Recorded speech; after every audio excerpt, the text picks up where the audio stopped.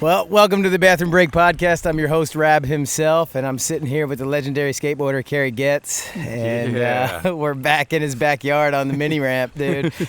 Stoked that you made it here, man. Trying to get to Westchester was a little difficult. Yeah, I know, for real. Yeah, it's funny. You got a busy life these days. Yeah, most of us do. You know what I mean? Yeah. It's different times, man. Sure. So, I know. but it's cool that we can still link up and communicate through social media and shit. It's cool. Yeah. It's great. No, it's rad. It is funny. I was telling you, I got a kid on the way, and you got a whole bunch of kids and playhouses over there and all this. And oh yeah, yep. I work to buy this stuff now. You know, like just toys. And my kids actually use my ramp more than I do. They use it like a slide and shit. Yeah. They wet it up and slide down it. And it's cool, you know. And I almost didn't build another ramp because I don't skate much anymore. But I was like, my kids love it, and I still want to skate once in a while. Yeah. So I was like, I got to build a ramp. And this is like my childhood ramp. Like, yeah. if I could have built this at like 15 years old, like this is it. But I had to go through alleyways and find scrap wood and build like shitty ramps that were like 4 feet wide. You know? Exactly. So I had to make it work, but.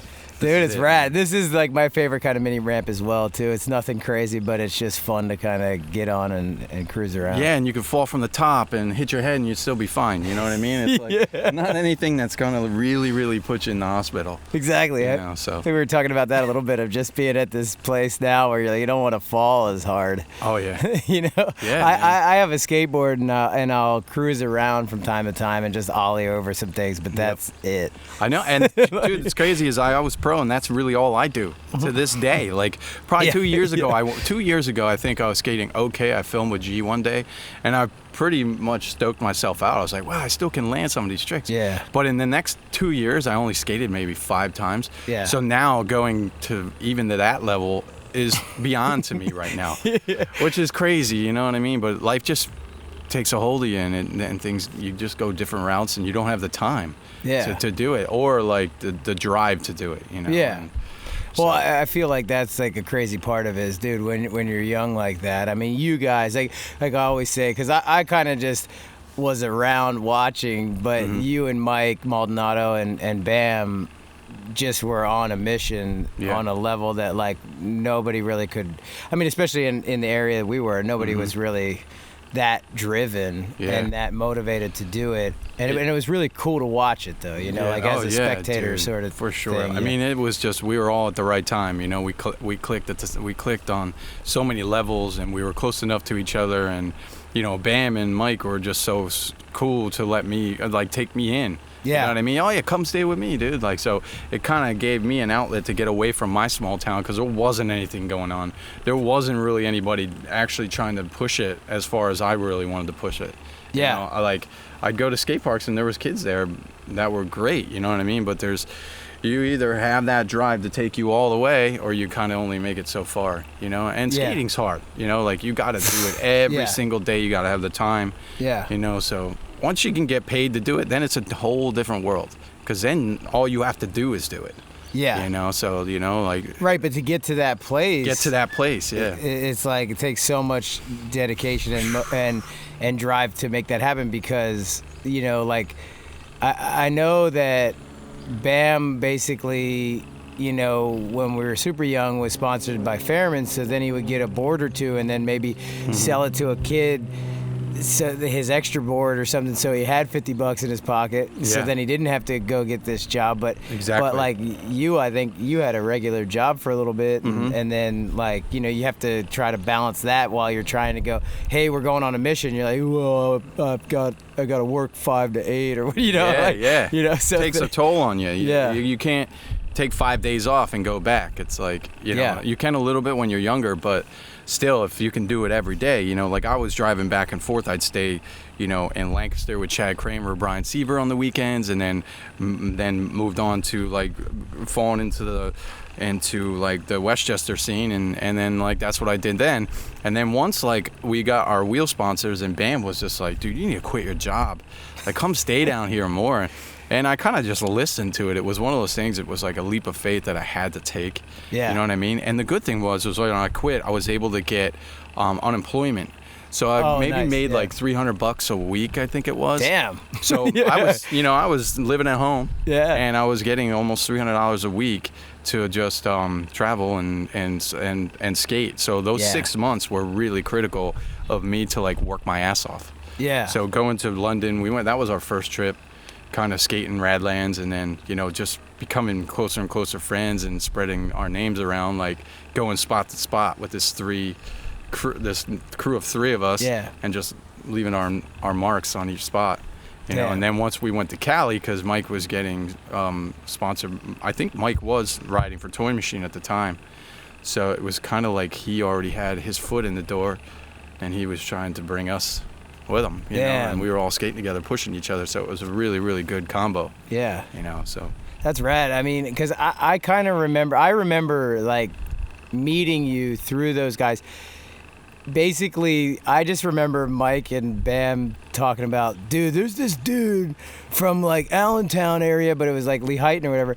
But they're like, there's this guy up there, and like he's not even sponsored by anybody or whatever. He just skates because he loves to skate or something. And it was like kind of that mentality, like not that they didn't or anything, but it was more like they had this drive of like, well, Mike was linked in with Ed Templeton, and then it was like, yeah, okay, now get to this next level. And then they like kind of had this like business model and this like this mission of how to do it. And then here they meet this dude who's just ripping, and it's like he's just doing it. Like he just loves the skateboard. Yeah.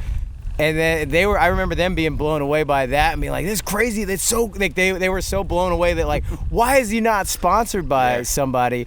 And I remember that because I remember going up to this warehouse, and I think it was in Philly, and somewhere in Philly there was like this warehouse where there was a couple ramps, and then you came down, and I remember being up there with Mike and Bam at that point, and then seeing you skate the first time, and I was blown away, being like, God damn, because you have this awesome smooth style. Thanks, man. Thanks. That I just love to watch, like especially just the pop and that kick flip that was just so good and catching it. Like like I said, I was always a spectator of skateboarding. I love skateboarding. Yeah. I was never good at it, but I'd like to get on a board and ride a little mini ramp while everyone else is crushing it and all that. But I knew what was going on. I was aware of it. I was a fan of it, and I was watching and understood the tricks and what was happening and the difficulty of what what it was, and that's awesome. To watch you doing it was really, really cool. Yeah, and that's what it was. It was like it took Mike and Bam to kind of get me on that path, because I was just skating because I loved it, and I watched videos nonstop.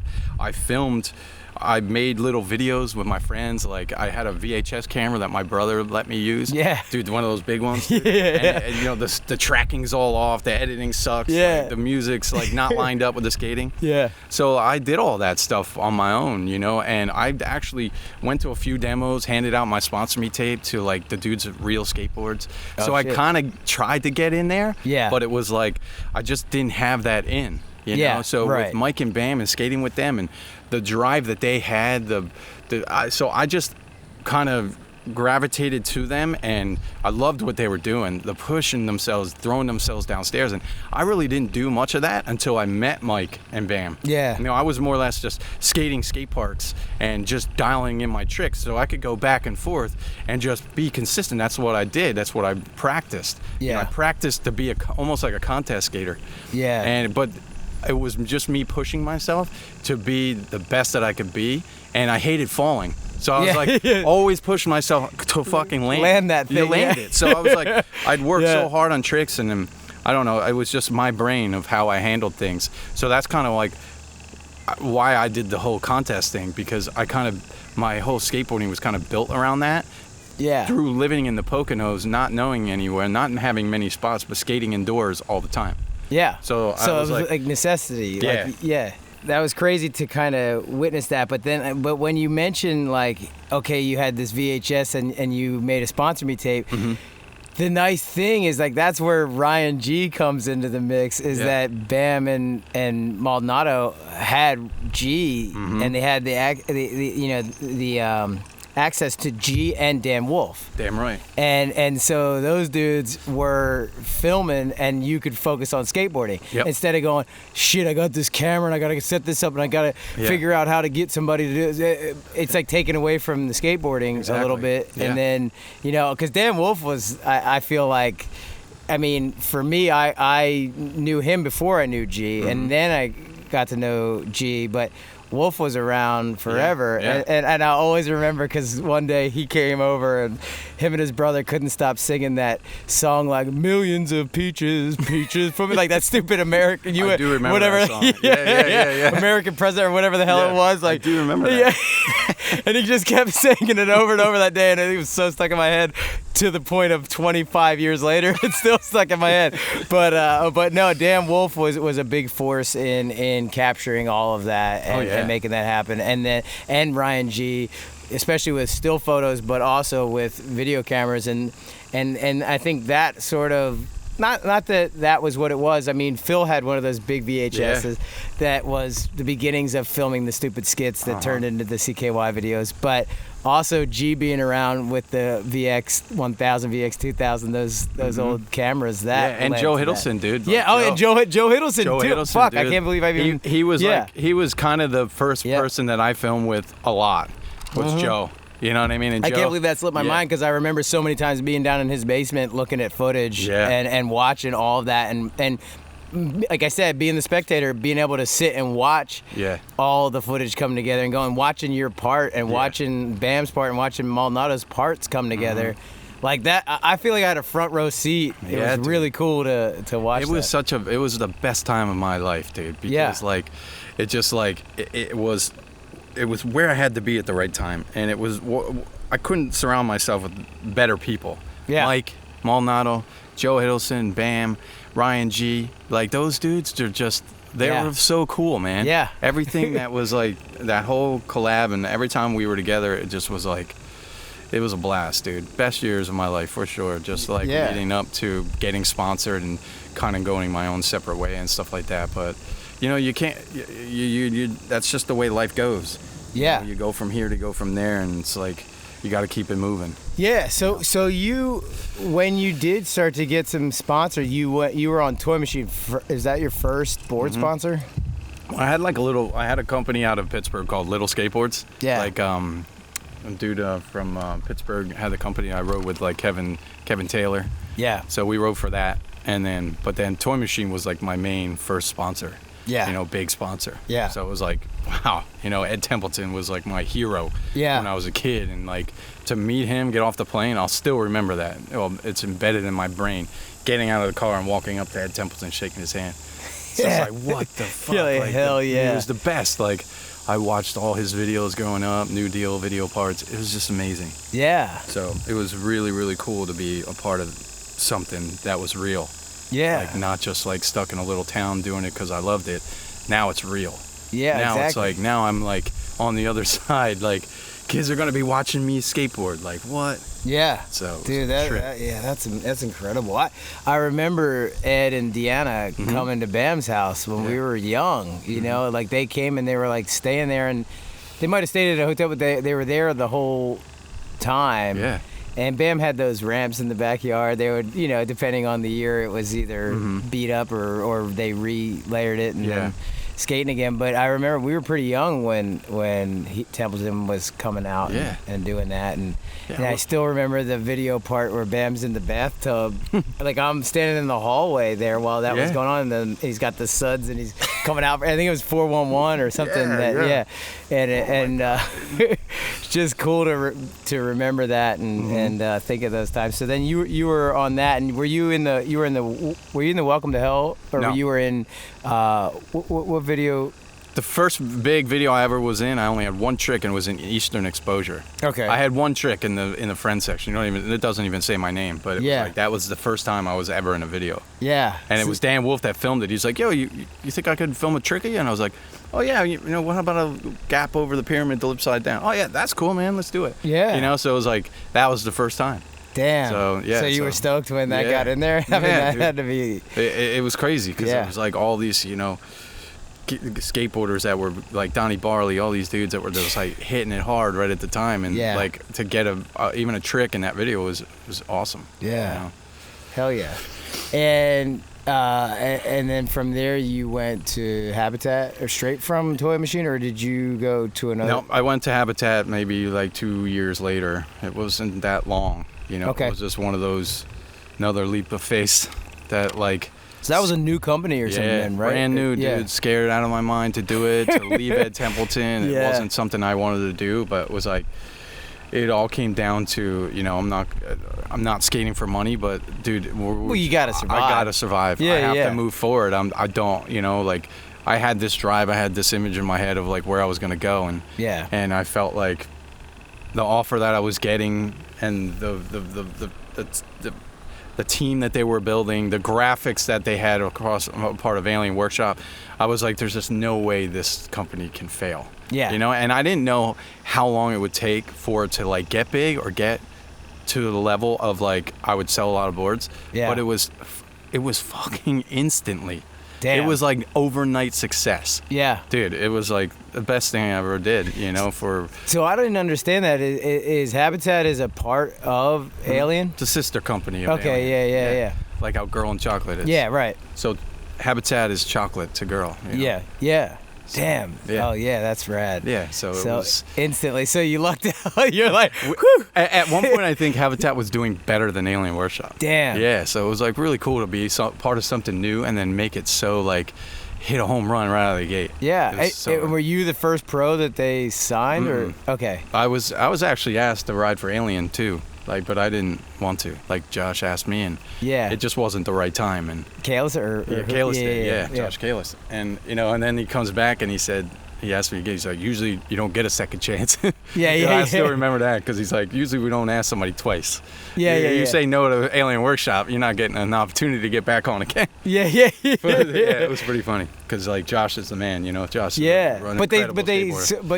you sort of already were in talks with Habitat at that point. Yeah. And so it's sort of like you're kind of riding for that. Yeah. I mean, or was there a competition between Habitat and Alien? I think maybe a little bit. I think maybe a little bit. Like once Habitat got so big, maybe there might have been some little like inside joke competition going on. Like I don't pay attention to any of that stuff. Pay attention to what I got to do. Yeah, exactly. You know what I mean? Like I don't like drama. I don't like getting involved with any of that shit. So. Yeah. But and I kind of had my own crew that I was going with, like through Philly. So it wasn't like I was always like hearing what was going on. Yeah. I was already, I was in the cars and my crew and I had my 4 or 5 guys that we skated with.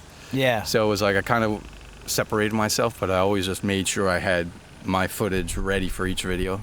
Yeah.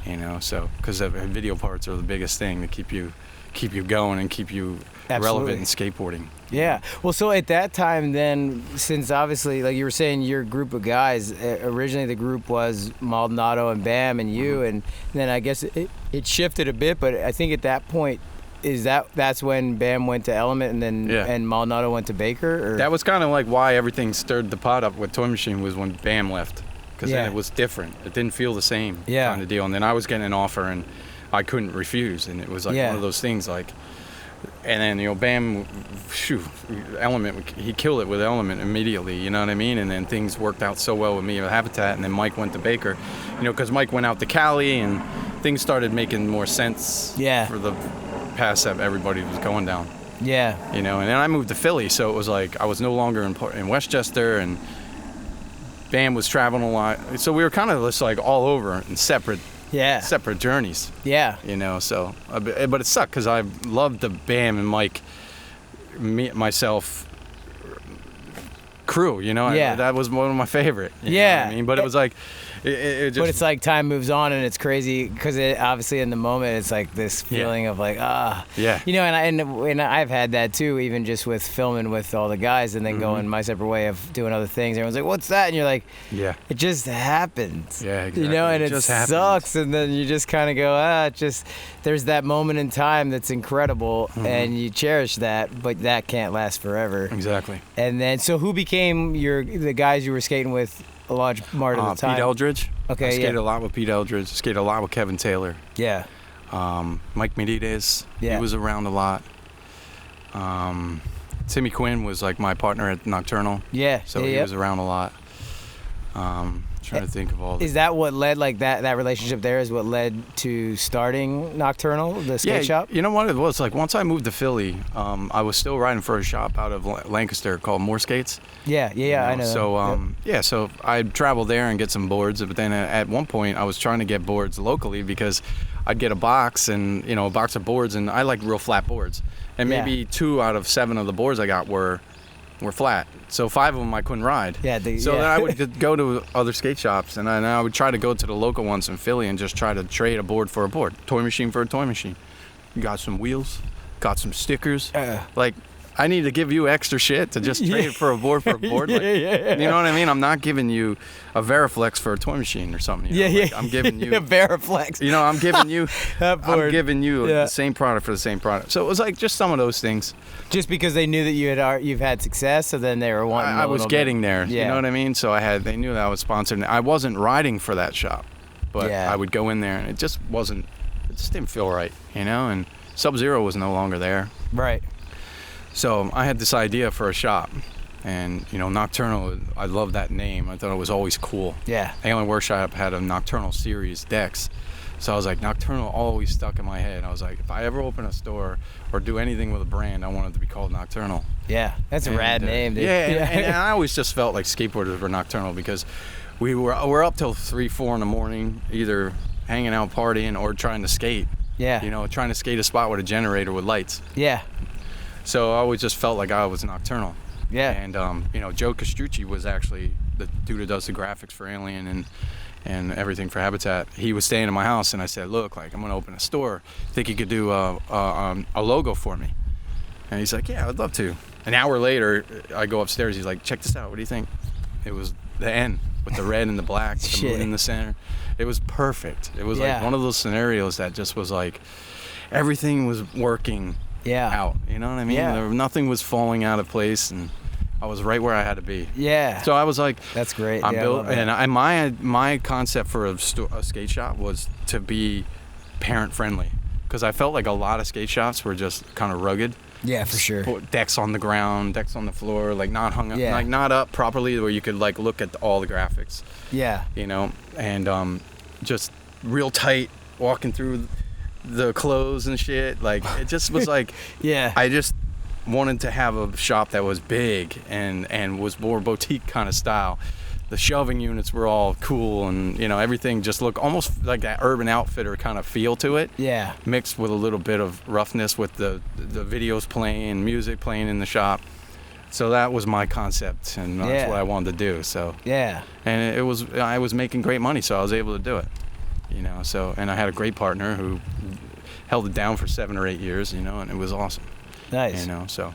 And is that a shop still? Yeah, or, it's still a shop. I don't have too much involved with it. I tried to, but once I had a big family. I went from 0 to 5 kids. Once I got that scenario that came into my life, it was like hard, because it sucked. And it didn't suck. We brought the kids, but because I just opened a new store. I moved on to South Street, what was my dream. Yeah. And because I went through a rough patch for a couple of years with a new partner and all that, so everything had to start over. Right, so I closed the store, got rid of everything, paid all the debt off, and I just went to these dudes who own Kinetic, and I said, look, like, I'm closing Nocturnal like in a week. I'm selling everything out of it. I'm shutting it down. I'm getting out of the lease. If you guys want to keep Nocturnal rolling, I would love for you guys to come and get involved.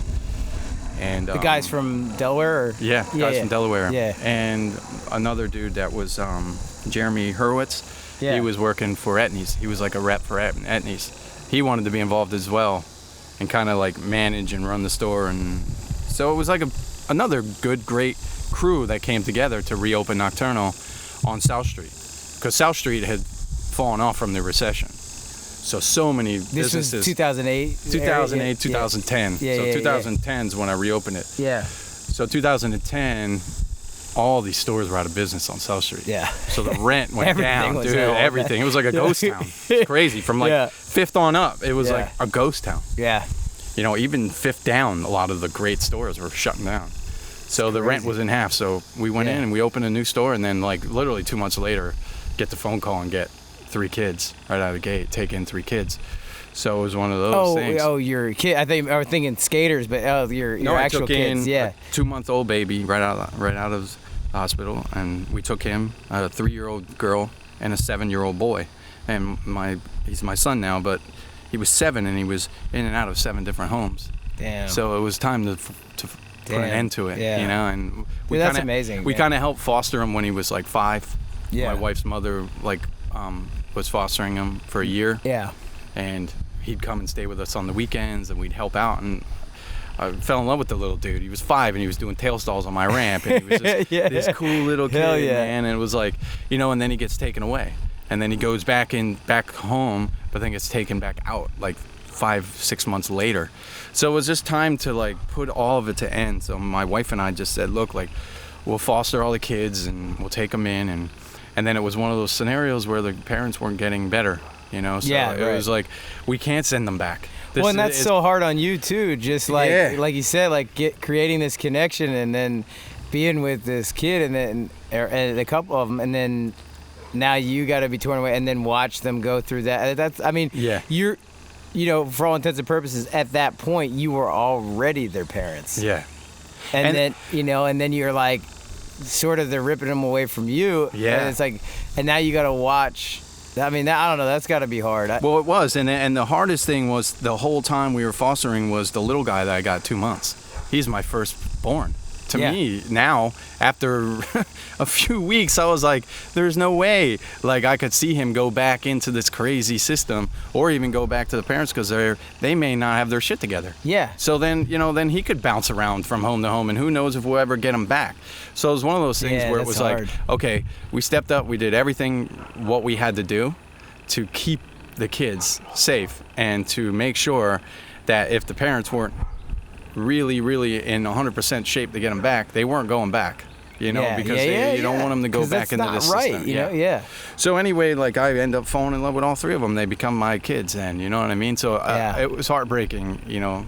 It was real heartbreaking sending them on, you know, to go see their parents, and some of the conditions they would come back in. It just wasn't right. Yeah. You know, it was a bad scenario, but it's all in the past. You know, it took us 3 years to adopt the kids.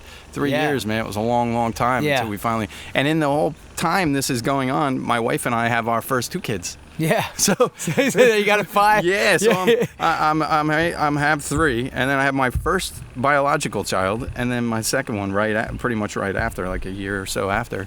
So you go from 0 to 5 within 2 years time. Yeah, dude. Yeah. So, and then, you know, put an addition on my house, because we're 7 people living in a 3-bedroom rancher. Yeah. You know what I mean? So it was like, yeah, it's stacked in there. Dude, and it wasn't easy, you know, like having 2 or 3 cribs in one room. It's like, you need the space. The kids need the space, so you all go crazy. Yeah, for sure. You know, well, I was telling you earlier, I kind of watched as you were doing the addition to the house and skating, you know, and skating it. It was that was rad. It was so fun, man. Yeah. It was so fun, and it was a great experience. So we hired the best contractor, man. It was awesome, you know, because you just don't know. You don't know who you're hiring.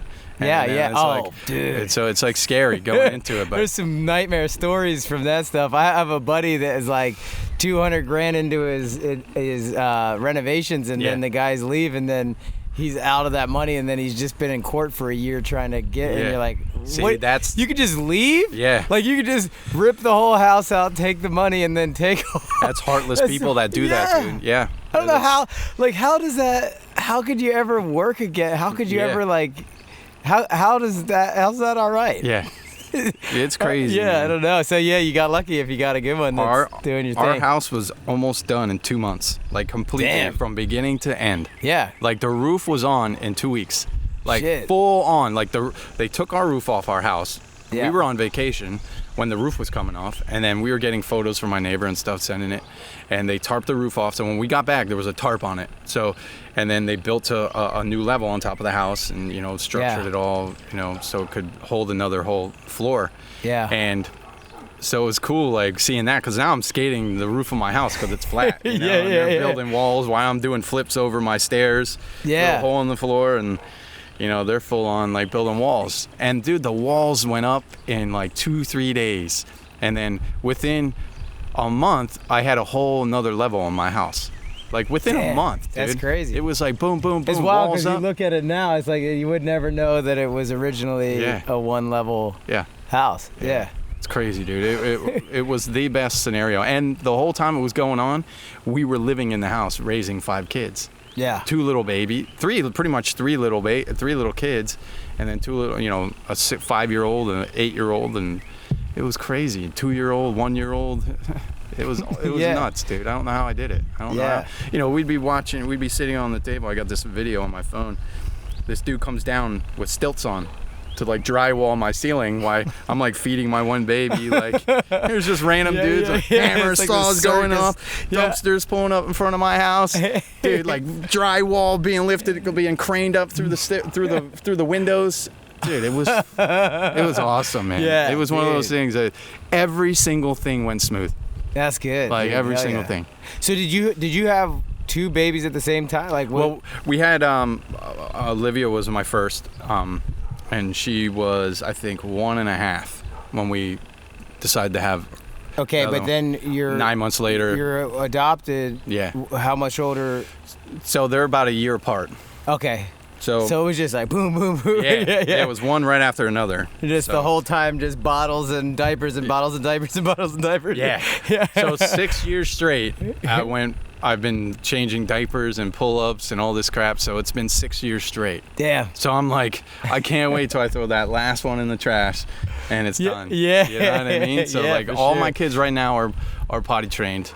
And so everything's going really good right now, and it's very close to throwing the last pull-up in the trash and never seeing it again. Yeah. So. Well, it's quite a jump from the younger days of the CKY and all that stuff to you know, diapers and bottles and diapers and bottles.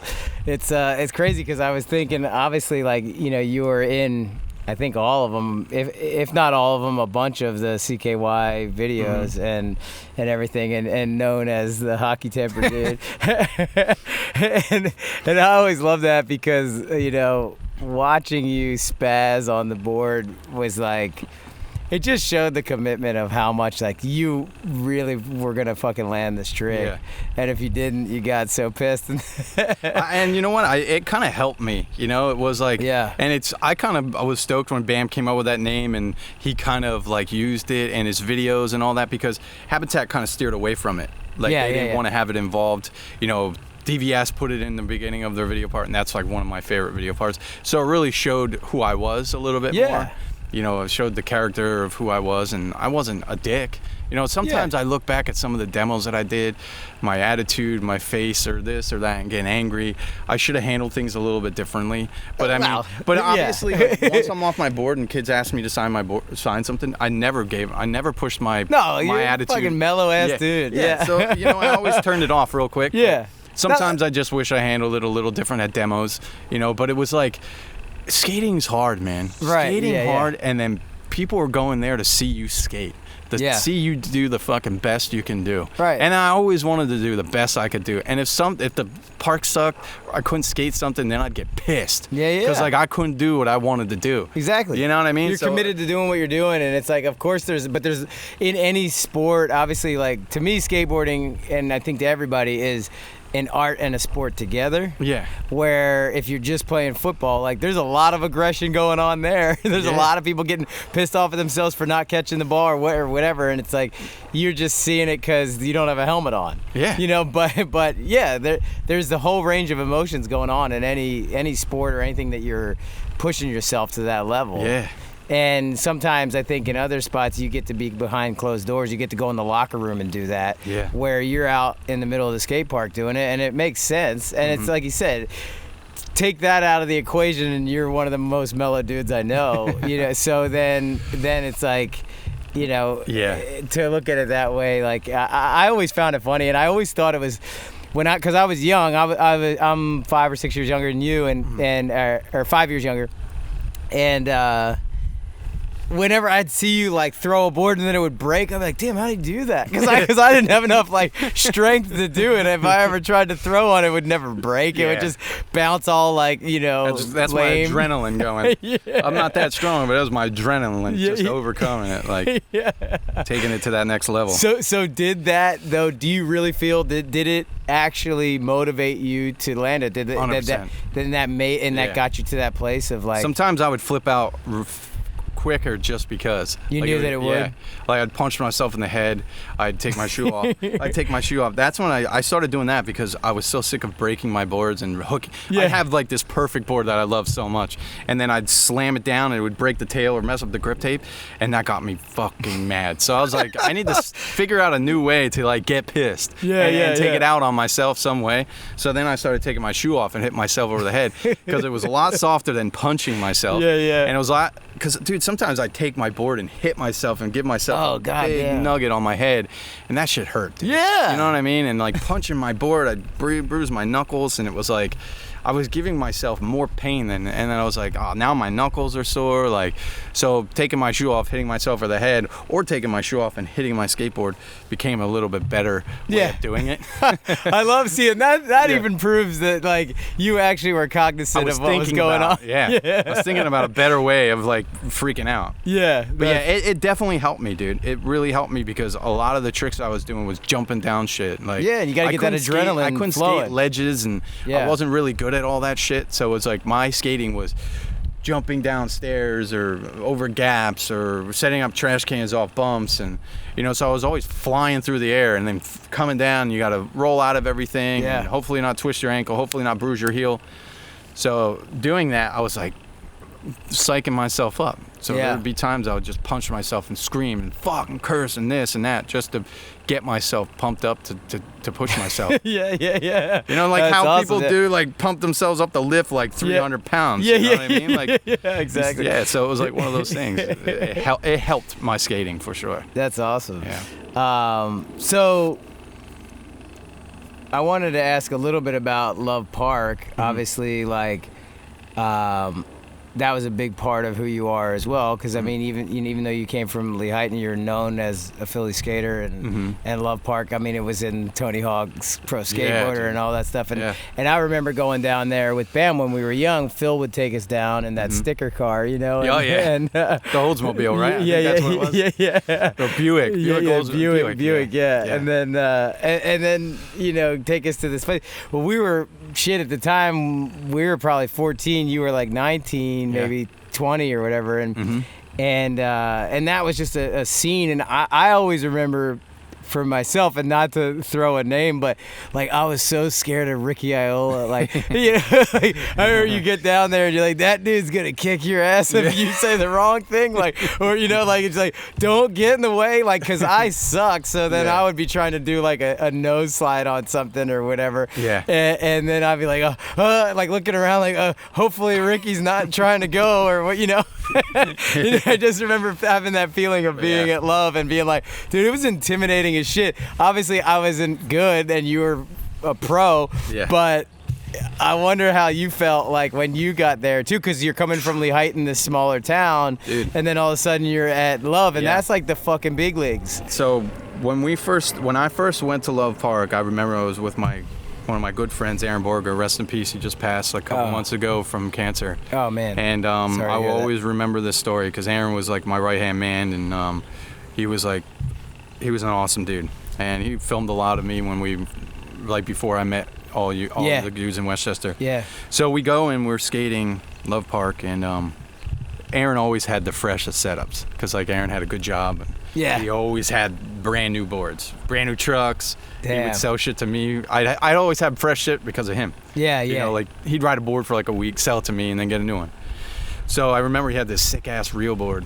And this whole crew of dudes kind of like surrounded, like one at a time, started coming to Aaron like, hey, dude, let me check that board out. I've never seen that graphic yet. He hands the board to this dude, and then he's like, oh, let me check it out. And then 3 more guys come, let me check it out. And then maybe the 4th guy. You already know that shit ain't gone. Good. Out, dude. And these dudes are just standing around laughing, and then they take off. Oh, so there's my homie has just got his board taken. And you knew right away, like, oh yeah, I'm nervous as fuck. Like, it's not. This is the first time you went? I'm pretty sure it was my first time. Of the first times. I'm pretty sure it was my first time. Yeah. And because I only went to Love maybe 2 or 3 times, probably 2 times before even meeting Mike and Bam. Yeah. So it wasn't something that I took journeys to. Philly. I stayed in my hometown, Allentown. I skated Bethlehem and shit.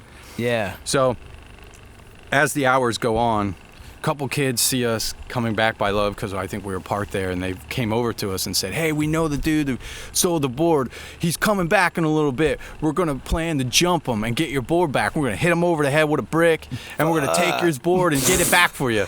And I was just like, dude, I want nothing to do with this. Yeah, you want to be involved in a homicide? Yeah. And it was it was dark, dude. And I was like, let's get out of here. Yeah. Let's just get out of here. Yeah. So that was my first kind of big experience. That's exactly the scary ass feeling I remember of Love Park. It was that vibe, man. It was like it was not to be fucked around with. No. And the thing was, we were down there with Phil when we were 14 or whatever, but it's still like at that little ass. I don't even think I had dick hairs yet. You know? You probably didn't. Yeah. And I'm just standing there like, hey guys, your dick's like this big, shriveled up. Yeah, like, scared even. It's like, exactly. It's like, dude, I wanted no parts of that. Yeah. And then somebody actually comes up to you and steals your shit. Yeah, it was. You're just like, have it. Yeah.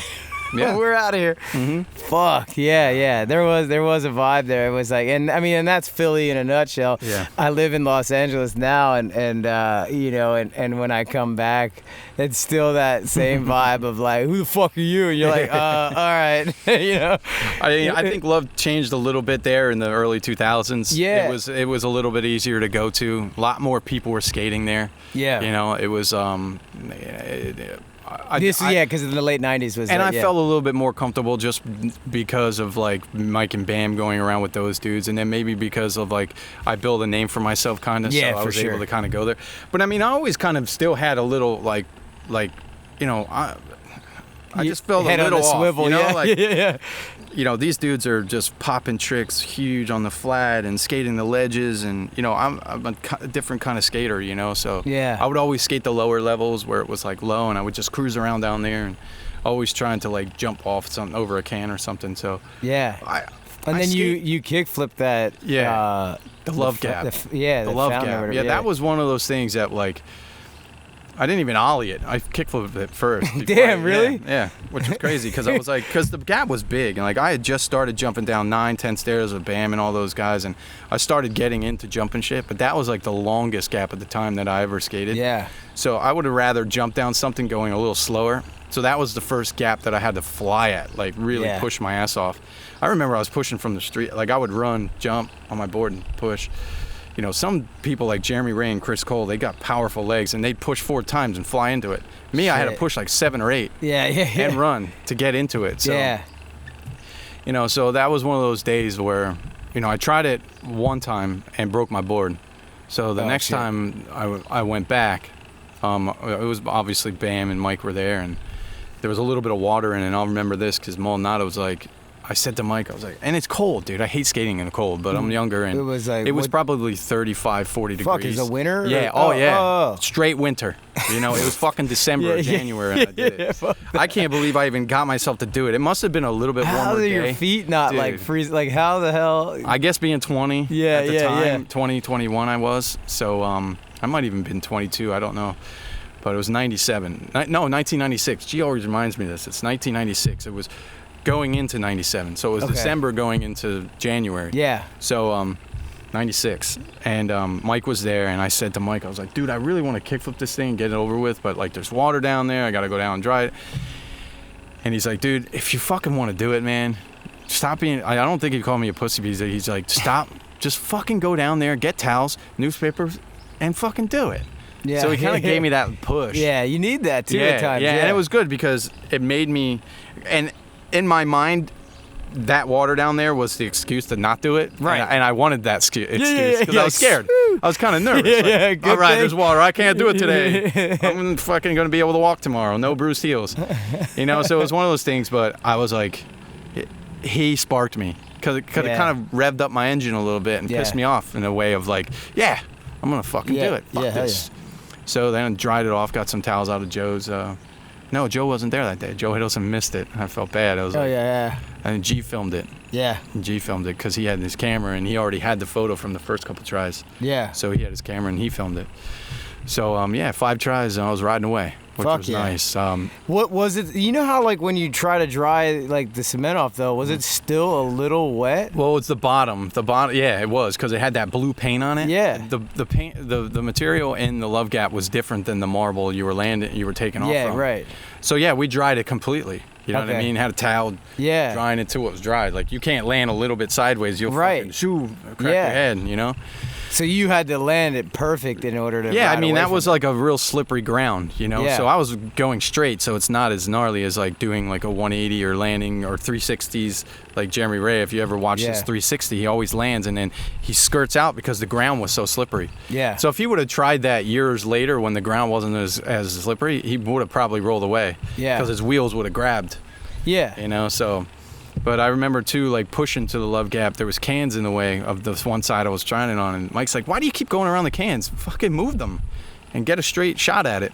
Yeah. So then I did that, and then that's when I landed it within like 2 tries. Yeah. But it was like 5 tries that day. It was nice. I was like, one of those things. I just fucking hauled ass, did my kickflip that I know how to do, and just fucking boom, landed. Yeah. I knew from that moment on, like things were gonna change. Yeah. You know, sure. running up, walking up the stairs, and everyone looking at me like, that dude just kick-flipped the fucking fountain. Yeah. And it was like, yeah. You know, it was like that's an incredible It was moment. pretty awesome to see everybody looking at me like, who the fuck is this dude? Yeah. You know, so I knew I was going to have a different respect then, you know? Yeah, so was your mindset like, I don't even want to try to ollie it, if I'm going to do any of this, I just got to do the kickflip? Yeah, because of how fast I had to go, I didn't want to have to like take a few tries ollieing it and maybe something going bad. Yeah. So I was like, I'm just going to kickflip it. Because at that time, I had kickflips like ollies. Like literally I could go to a pyramid and I could kickflip it every single try. Like it was crazy. Yeah. Like I'm talking to myself, it was just like, dude, I could just do it. Yeah. Like I had kickflips, dude. Like I'd go to skate parks and do it 20 times in a row. Yeah. And then stop. But that was obvious because that's what I was saying about you when I watched you skate was like that kickflip was perfect. Like it just looked so good. It just worked. Yeah. I knew how to that flick that I had, and it would always be an ollie first, level it up, and boom, boom, and my foot would just. Yeah. And I wasn't like doing anything. I wasn't partying. I wasn't doing anything. I was skating. Yeah. I was skating every day, dude. Yeah. Like skating all day, every day. It was. That's all I thought about, man. Yeah. The moment I went to sleep, the moment I woke up, let's eat. Let's go. Yeah. Get out there and film. Let's get out there and skate. Hell yeah, dude. You know? So thankful. Yeah, that's rad. And then quite a journey after that. I mean, you toured all around the world pretty much, right? And then you did X Games. Yeah, man. X Games. And you medaled, right? Yeah. I won X Games, the first street contest that they ever had, which was nice. It was in Philly, which was great, and they did it at City Hall, which was awesome because they had me like help out with the design of like laying some of the ramps. Oh, you know, because you really couldn't do too much there. You know what I mean? And it wasn't like they were like gave us a crazy budget. We were just like, we just need a couple kicker ramps so we can fly over some walls and make a flow through the place. Yeah. You know, so that was it. It wasn't like it was like this big extreme, because we wanted it a street contest. So we just added some straight ramps, you know, and moved them around and been able to go over some walls. So that was the first street. It was the first street contest that X Games ever held, and I got gold, silver, and bronze. Oh hell yeah! Yeah, that year, which was cool. Yeah. For like, I think I got silver for best trick, silver for park, gold for street, and bronze for best trick or something. Yeah. Damn, that's rad, dude. Yeah, so it was a real cool year. I knocked out all 3 medals. Yeah. I was like, all right, I don't have to go to any more. I love contests, but I hated the nerves. I hated the nervous piss, dude. Like, I'd always have to like piss before I had to skate. Like, almost need to like piss on the ground like before I took a run. Yeah. I did it because money-wise, it was great for the money. Yeah. It was great to be able to like go in and win some fucking extra money on top of the money. Plus, it was a lot of extra exposure for my companies. Yeah, for sure. You know, it was more hitting the corporate kind of side to it and getting more eyes on it. Yeah. More parents, more younger kids that might be starting and wanting to skate but love. Yeah. Can see it on TV. Yeah. You know, so I feel like that was what X Games definitely made it mainstream. Like, like the whole thing became. Yeah, for sure. Tony Hawk game. Yeah. You know, and X Games. bringing it to TV, dude, where nobody could, you know. Yeah. And Viva La Bam, all those helped skating, grow skateboarding, you know. Yeah. So it was cool. It was actually kind of cool to be involved with it coming up like that. I kind of enjoyed it, you know. Yeah. And it's crazy now. It's really a clusterfuck with also social media, and I feel bad for a lot of people coming up now because it's hard to get recognized, and it's really hard. And the bigger brands that used to be huge are now small. You know, they're small brands when they used to be the big brands. Yeah, and what is the big brand now? Like, Adidas, Nike, New Balance. Okay, yeah. Yeah. Board brands are small, because I remember when Nike was trying to break into it, they were trying to get Bam to go on it or whatever, or maybe he was on it for a little bit, and he was starting to draw all shoes and try and design the Nike skateboarding. And it was like, oh, they don't know what they're doing at all, you know? And then I guess they hired skateboarders. Yeah. That's all they had to do. Right. That's all they had to do. Yeah. That makes total sense. But so what do you think about like the Olympics and that kind of whole thing? I think it's cool, man. Yeah. I think it's awesome. I think it's such an awesome opportunity for some of these amazing skateboarders to be able to like say they were in the Olympics. It's just an achievement. It's a goal, dude. Like, it's just awesome. I think it's such a cool thing. Like, I don't doubt, you know. I mean, if you want to keep skateboarding small and cool and a little niche thing, then do it that way. Yeah. There's so many different ways to keep it. Right, exactly. And there is that part of it, and then there is the bigger, like you said. Yeah. There's different. It's amazing how far it's come, because I always kind of bring this story up a little bit, but like in the 80s when we grew up in Westchester, and Bones Brigade came to Westchester and did like a little demo. Yeah. And it was Tony Hawk and Cavallero and Lance Mountain, all this.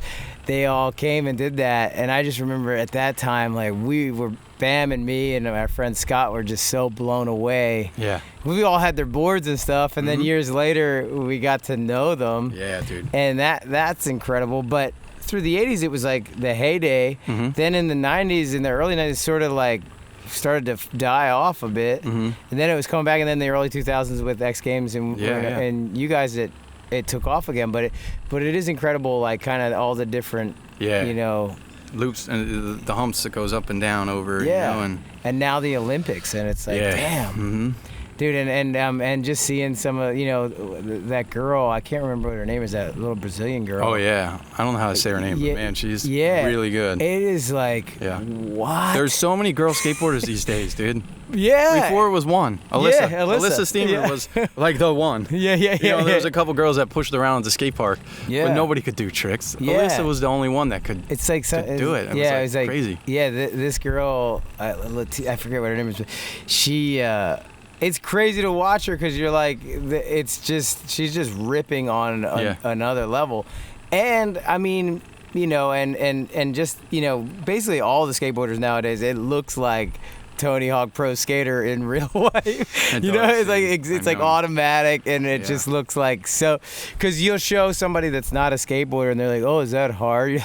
That is, like what they're doing is the most ridiculous difficulty ever, and you couldn't tell because they make it look so easy. Yeah, like kickflip for one trick, for instance, for this one trick, kickflip crooked grind. People do that trick in their runs all the time. Never fall. It's mind-blowing. That trick was so hard for me to do. Like, even on a metal box with metal edging, I think it probably took me like 30-40 tries. Probably 30-40 tries to do it once. And I was like, cool, I did it once. I'm not doing it again. And then like maybe, and then there was this ledge in Barcelona that I did it on, and that took me probably fucking 70-80 tries. Damn. You know what I mean? Just like an hour deep. Like, come on. Yeah. Like getting into it and not going anywhere. Getting into it, not going anywhere. And these just like, bomb. Then they just do it down handrails to little round rails. Kickflip their board, land on that little part of their truck, and crooked grind down rails. Yeah. Dude, skateboarding is unreal these days, dude. And like you were saying about social media, what's crazy is that now there's this immense pressure to get something like that and then put it out immediately and kind of, you know, have it just everyone see it immediately. Where back in the day, like you said, okay, I took 70-80 tries to get this to happen. But then you have that clip. Okay, and then now you're gonna go on and get the next spot, and then you're gonna build this part for a video. Yeah. And you have a little time to do it. Now it's like if you're not knocking out a trick or 2 or 3 or 4 a day and putting it on the thing, like I don't know, it just seems crazy the pressure to make that happen. And the difference is like you worked a year to build this video part, you know, and then the video part lasted years. Like you know, maybe a year at the least. Yeah. Like kids watch that video over and over and over for a good year. Yeah. Getting psyched to go out and skate, you know, and now you film a trick, you put it out, and it's already forgotten about in 10 minutes. Immediately. Because you're like rolling on to the next one. And you're like, wow, that was so sick. And it might stick with you for like a day or two. Yeah. And you'll be like, I know it's kind of crazy that when you like, I was just thinking about, it's like, you know, if you think about like you in Mosaic or in photosynthesis and this being this legendary parts, and you go, oh man, I remember that forever. Yeah. It's almost impossible to create that a lasting impression because of how quickly we're on to the next thing. Yeah. And it's the same thing in every aspect of life. If you're going, like I went on a trip to India for a month, and my wife is Indian, so then her family's there, and we went around and we went to the Taj Mahal, we went to Goa to these waterfalls, we went into Mumbai, and then we went to Delhi, and we went to do all that, and then you come back and you're like this and this, and they're like, oh cool, like what's next? You're like, dude, that was like an amazing trip. Exactly. And then it's already gone, and then no one gives a shit. Yeah, I know, dude. And like that could be the trip of your life, like trip of your life, you know, and then that's it. Like it's forgotten about over. In seconds. Nothing's beautiful anymore. I know, it's crazy, man. It's crazy everything how on your phone. And almost live in the moment because somebody's videoing it live. You know. Yeah. So you almost feel like you're there. I know. We talked about that with one of my friend's kids. Like his wife would just take so many photos. You're like, dude, you could just take a flip book and watch it from a baby to 10 years old. You know. Seriously. But it's like just like capturing it so much and. Yep. But pretty crazy stuff though. Yeah. So what do you have going now? Are you skating a little bit here and there? And I try to. Not often. You're more of the elder statesman at this point. Yeah. You know what? You know, it's like between working and just doing that stuff. Like I work on car stuff that I make. I make custom car stuff for like Beamers and Subarus. Oh yeah, I saw those. Those are rad. Yeah. So it's like just something that I created, came up with, and wanted to offer at a great price. Because a lot of, I went through times of spending thousands and thousands of dollars on cars. Dude, you always had like these awesome ass cars. I wish I didn't. I wish I had different blood in me, but it's like, it's what I love. Yeah. Next to skateboarding, cars was my passion. So I've always modified every single one of my cars. Yeah. So much money in playing with cars and rims and tires and all that. So when money got tough, I had to sell one of my favorite cars, and I downgraded to like a 3 Series from an M3. So it really was a kick in the face, but it was like I still had the passion to mod it. I wasn't going to like leave it stock. I can't drive I can't drive a car stock. It frightens me. Yeah. And keeps me up at night. So I instantly lower it, put some wheels on it, and I started like seeing these like splitters that go on the side skirts and underneath the car to kind of give it a lower look and it's just flair for your car. Yeah. So I was like, what? I'm gonna make my own. So one day I'm like at Home Depot and I just buy this like vinyl material, and it's like the first set that I come up with the concept of using the material, and so then like I posted it. Like, painted it, put like this vinyl wrap on it. It looked sick, and put it on my car and made some pieces for the rear so it flowed from the side to the rear. And I posted it on a BM forum, and they're like, yo, man, how do you make those? Those are so sick. And I was like, or where'd you get them? I said, I made them, and they're like, what's the material? I'm like, I'm not telling you. I was like, you know what I mean? So it was like just kind of how I started, but like I got a lot of people interested right out of the gate. So then what I did was, I'm not obviously going to come up with a product and keep using Home Depot material. Right. I'm going to dig into different plastics. I figured out, researched on some material that I could make it affordable and make them real affordable. So, and put different vinyls on them, still keep it like a sticker and not do real carbon fiber, because I don't want to offer something $400 or $500, $600. I want to offer it for like $150 to $200, Yeah. you know, and because it goes under the car, stone hits it, this, that, or you fucking step on it, you can replace it real easily. Yeah. It's like, it's affordable, you Nice. know, so that's what I did. And, you know, and then I started making front pieces for the front bumpers, and I do everything by hand, and you do it all. I countersink all the holes, do everything to make it like pretty much idiot friendly to install. Yeah. You know, pick it up. Oh, this obviously goes on this side, and here's the screws. The holes are already there. Yeah. So I want everything, because I bought tons of shit, and no screws come with it, no fucking holes in it. Like, have to figure out myself or pay somebody. Yeah. So mine, you use a stubby screwdriver, boom, you install it. You don't even have to jack your car up. You know? So it's like something that I really wanted to do, and it's been working. You know what I mean? It's a little side thing that I started, and it's been something I kind of turned into a full-time gig. And my wife used to be a teacher, and now she quit to do the sign company, and she's super good with vinyl and all that stuff, and doing stickers and creating these porch signs, and she loves flipping houses and loved design of everything. So we make our own signs together. So we have a sign company, and we have my KG Splitters, which is the car stuff. Yeah. So we just do a hustle every day, and you know, communicate with people and sell stuff, a cool product for people who love house stuff, people who love cars, and you know, raising our kids and being able to do it from home. Yeah, and you were flipping houses too, right? Because I saw some like footage of that. And I wanted to, man, and I actually filmed a pilot, and it was funny because I actually had a production company in California send me a contract to do a show. Yeah. So, long story short is I bought a flipper. I went in with two of my buddies and my wife being the designer, and she can walk into a house and be like, all right, we'll take this wall down, do this, color goes in. Dude, she's amazing. Okay, so I'm telling you, obviously, she's like, dude, she's like a Chip and she's like a Joanna from Chip and Joanna, or have that show Fixer Upper. My wife is just like that. Yeah, like she's very, very, very creative. So I was like, I have the perfect partner, my wife. We get along so well. We do everything together. Yeah, and then she's got two buddies that are good with construction and building companies and all that, or working for companies. So I partnered up with them, and we bought our first flip, and it was a big project, one that we should have walked away on. But the house was rad because it was a one-level house. It didn't need much work inside, just it was a hoarder house.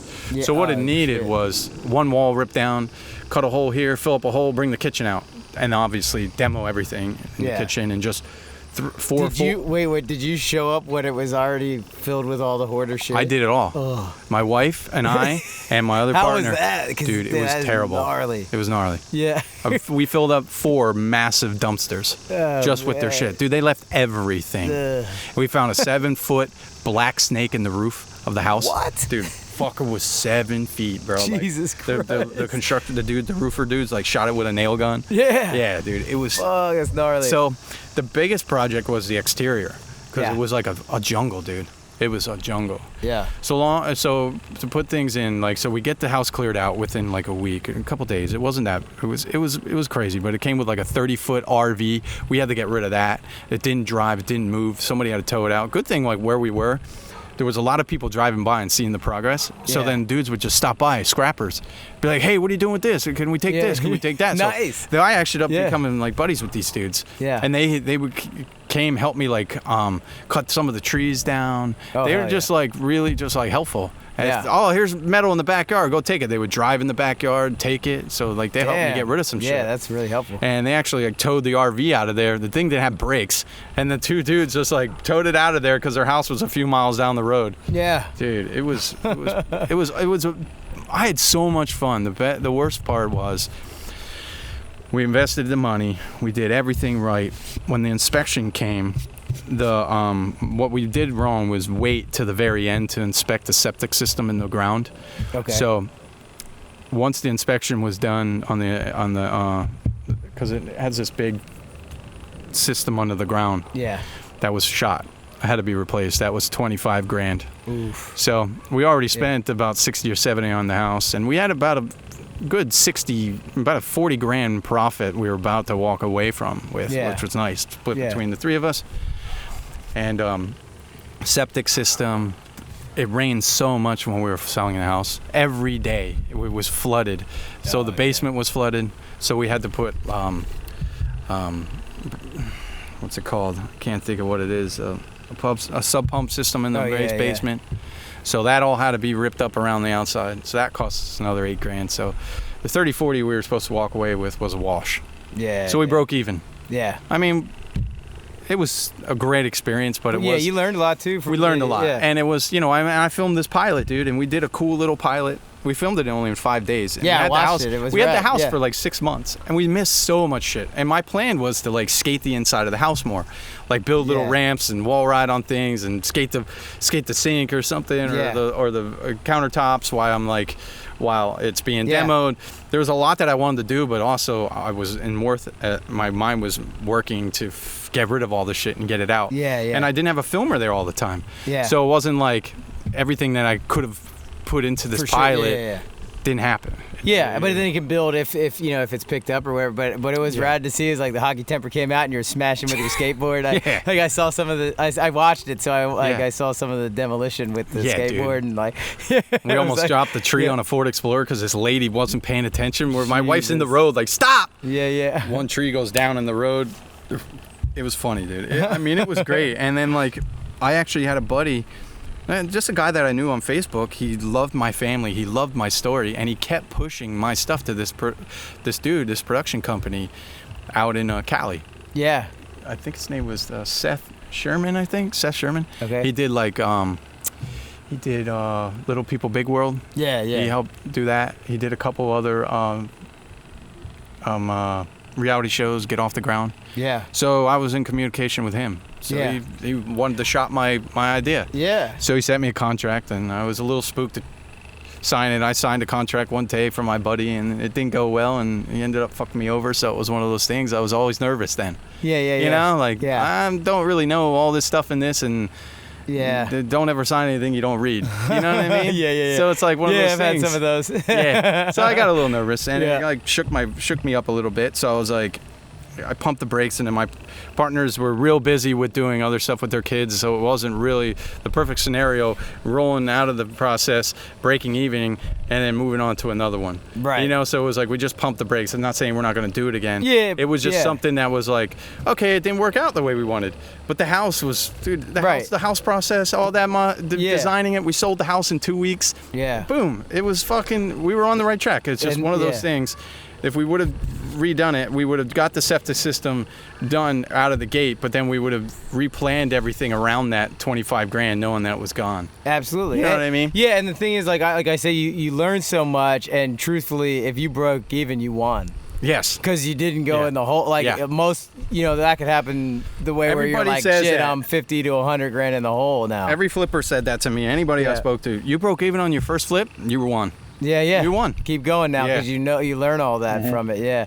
No, that's really cool, man. Yeah. That's awesome. And so the car stuff it's called KG Splitters. KG Splitters. Yep. Yeah, that I saw a little bit of that, and I was talking to my brother because actually my sister-in-law is from Lehighton, and I think she's maybe a year older than you or something.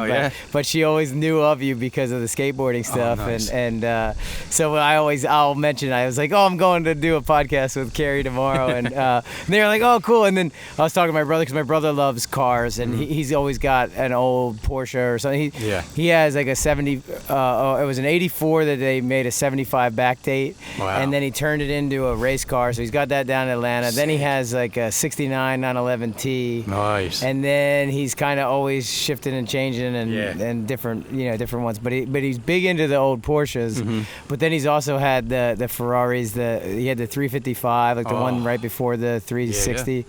And then and then now he's got a newer turbo, the Porsche now, and the R8. Nice. But then I was like, Kerry's had a million different awesome cars, and he's like, dude, and I was telling him about the KG Splitters, and he was like, that's so rad because it really does make the car look so unique, and then just so much better than the stock. It's crazy, man. It's something that just this little thing I started from Home Depot. Yeah. And it's like. And it's crazy to me that it's that you're offering it for that low. Like for real. Like I think I saw something on your link and it was like $150, $200. I was like, what? Yeah. Well, I think that's wrong. I think it's supposed to have another zero on it. No, because you know what? I based it on older cars, like in the 90s, the early 2000s, and it's even trust me, if I went and bought a $50,000 M3 tomorrow, I'd put it on my car. Yeah. You know what I mean? Yeah. But there's these dudes that want the real glossy carbon fiber, the bling and this and that.